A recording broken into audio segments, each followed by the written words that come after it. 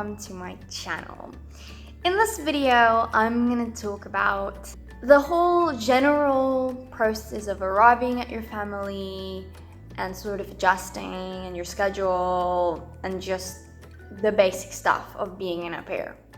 In the previous video, I covered the training school aspects until you kind of get picked up by a host mom. So if you're interested in that, please go check out that video. So when you arrive at your host family, chances are that you'll probably be very overwhelmed or very tired maybe. It will all just be so new and a little bit scary. All the kids will want to speak to you, especially if there's a lot of kids. You'll try to get friendly with them as soon as possible, and it can just be a lot at first. They always recommend to spend as much time with the family as you can during the first few weeks to get to know them, to get comfortable around them, to get to know their house. Your family might want you to live in their house as if you're part of the family. It depends from family to family, but most that I've heard of, the au pairs just use the things that's available in the house. When they want to have food, they can just take food and stuff like that. And in the beginning, that can be quite daunting. You don't know where everything is. You don't know if that's allowed to touch or how things work. That might even freak you out. The best is just to go for it. And if you don't know, if you're not sure about something, ask. Even the simplest, stupidest questions, just ask it because you don't want it to be a big problem later on. So for me, it was a really tiring process, the first 2 weeks. I would also not recommend calling your family immediately or Skyping them. Give it a few days to get accustomed because you might feel very overwhelmed. You might feel like you really want to go home. That's how I felt. I felt so out of place. I remember I Skyped my parents and I was like crying and saying, I think I want to go home.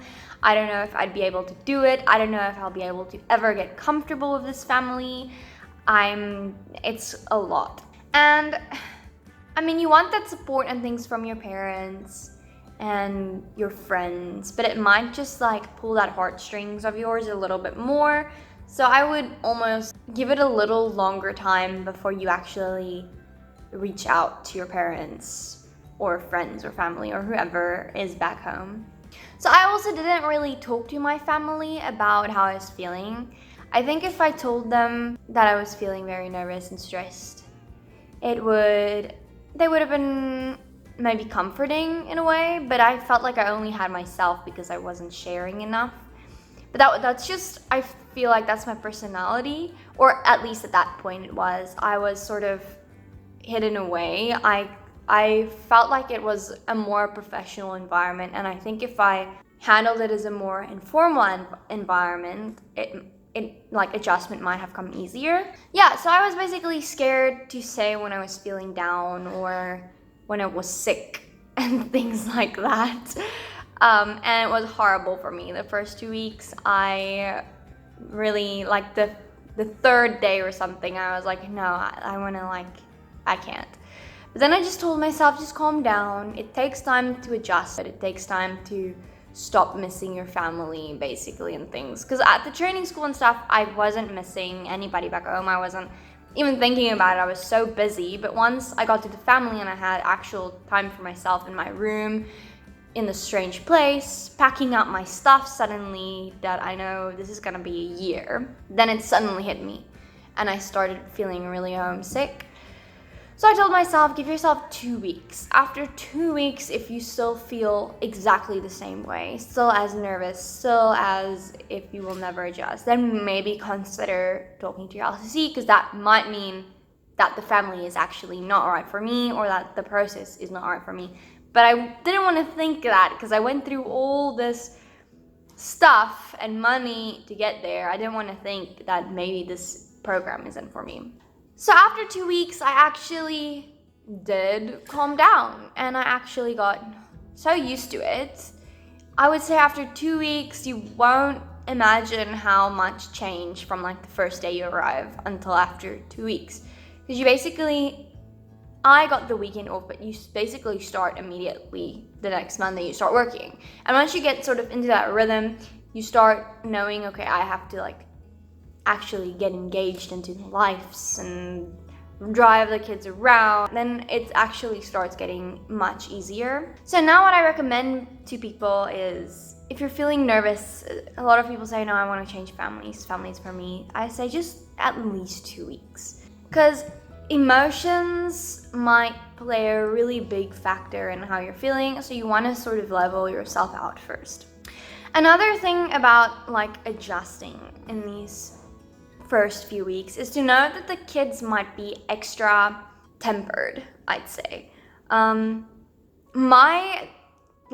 Their au pair was still there for like the first 4 weeks or something. She wasn't working, but she was there. So if I needed a hand, she was there. She would like take me out sometimes and things like that. And I think that helped too. And the kids were calm-ish that first few weeks because she was still there. They weren't like missing her or having to say goodbye. But after she left, I started running into terrible temper tantrums and things, which I didn't expect. But now that I think about it, it is such a huge difference for that child. They might not say they're missing the previous au pair, but they definitely do. And they might not know that emotion yet, even if they're young. And the only way they can get that frustration and missing out is by being like naughty. So I think au pairs that don't have the previous au pair there for a while might find it different, might find that the kids are immediately very tantrumed, and so that might even make your adjustment even worse. At least I was now used to the schedule, used to the family. I had people to talk to. I was used to the area, used to the house, used to the kids, kind of, in a way. So I could handle it a little bit, I'd say. But if you're not, and you're thrown into a situation like that, it might be very difficult. And the best thing to do is just to talk to your resources. So I contacted the previous au pair on days when it went really bad. One of my girls were extremely bad. I couldn't do anything. A few times I was almost late to their appointments, and I hate being late. She would just refuse to put on shoes. She would sit there like in front of the window and start throwing me with her shoes. I didn't know how to handle that, because then if I try to be calm to her, it doesn't work. If I yell at her, it doesn't work. If I just say I'm gonna leave, it doesn't work. And then she just cries even more. That was really difficult. As time goes by, I started to learn how to engage with each of the girls differently. They're all so different. And then as months go by, about probably at the 3rd month or so, finally they started calming down, I'd say, because they got used to me and used to the fact that the previous au pair wasn't there. But I also started knowing how to handle each girl in their different like situations. When they're happy, how to handle them. When they're sad, how to handle them. When they're angry, how to handle them. It doesn't just come right off the bat for you to know, because everyone is so different. Even when you're a small child, you have your own personality and you have to be treated a certain way. You can't treat everyone exactly the same way. It just doesn't work like that. So after I sort of started realizing what's going on in her head and why she's also so sensitive, she always acted like she was the strong one of it. She acted like nothing matters to her and things, but you could definitely see that deep down things bothered her the most. She actually, I feel like, had the biggest heart of them all. And just realizing these little stuff about your child might just give you the best chance to get a better connection with them, firstly, and secondly, to handle them when they're frustrated and angry. So that's about the difficult part, is the little things that you have to figure out while you're adjusting. And you think, okay, maybe after 2 weeks I'm fully adjusted. No, you might be comfortable now, but you don't know what sort of stepping blocks there might be in your way for you to conquer. And you still have to make sure you're engaging with your children and getting to know them on a personal level. So you usually get a schedule when you arrive, and it's usually fairly constant. You have to make sure that you don't work over like 45 hours. Your family might change it quickly. Mine usually ask me, is it okay if they use me extra like tonight or whatever? And I never said no, because I was there to help them. I wasn't there to like not be available, if that makes sense. They basically bought me to help them. So yeah, I usually said yes as long as it didn't exceed like my weekly hours, but my host mom was really good about that. And if it did, I think there was twice. It's not really allowed, but she did pay me extra then for the time if I had to work extra. And then obviously she asked me beforehand, is it okay? And you always have a right to say no. So yeah. So I'd say some au pairs that was my friends, they didn't have any schedule. Like they heard every morning how their day will go today, which is, I think, fine, but I feel like it can be very confusing to you. So I'd say when you like interview your families or talk to them, make sure they know you want like a written out schedule, because it gives you peace of mind. It allows you to make plans and things, and it just works a little bit better. So obviously it wasn't just work my au pair year. I went out, I was allowed to go out when I wanted to, and I could come home as late as I wanted to. I usually try to respect like their sleeping times or whatever, and I usually try to be back by like, I think 10, 11ish. And if I was gonna stay a little later, like up until midnight, I rarely stayed later than midnight unless I slept over at a different place, and then they would also know. And just out of respect, I told my host mom always when I'm staying late. I think I forgot one time, and my host mom texted me and just asked me if I'm okay. So it's just respectful to tell them, because you're still living in their house even though you're independent. So if you come home like in the middle of the night, they might not know it's you. It might be a burglar. So it's just best to tell them around what time you'll be home. I just think that's like a normal, respectful human being type of way to live. So yeah, there is a lot of free time too, and time for you to go out with friends and things. And during your like working day, you might actually have other au pair friends with children too, and like go have play dates and things. Go out, go to libraries, go to parks. It gives you a little bit of a break, and it gives the children a little bit of a break for the house. So that's really recommended. And the way you get to know other au pairs is through your monthly meetings. You have this LCC that is like your person to go to if you have struggles. You can like talk to them, and monthly they hold like little meetings where au pairs get together. It's usually something fun.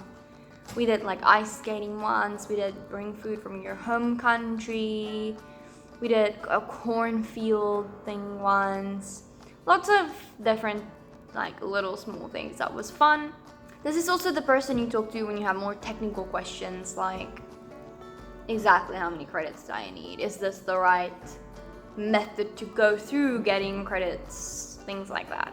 So what I did for credits was actually I think my host mom actually gave me like the flyer for it, and it was like this English conversation classes at an actual university, and we were like also foreign people. I think the first weekend we were lots of au pairs, and the second weekend we were 2 au pairs and just other foreign kids from like, not au pairs, I don't know what they were, but it was stupid classes actually. I mean, I could understand and write English, so she really it would really be stupid classes, but it was fun. We went to like Field of Screams, which is like one of the most amazing experiences for me for the one weekend, and the other weekend we went to like farmers market and like in the middle of Baltimore and just chilled.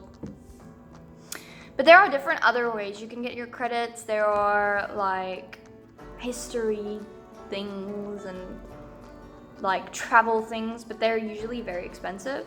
So mine also exceeded my limit that I had for classes from my host family, but they ended up paying for my second class because I worked more for them.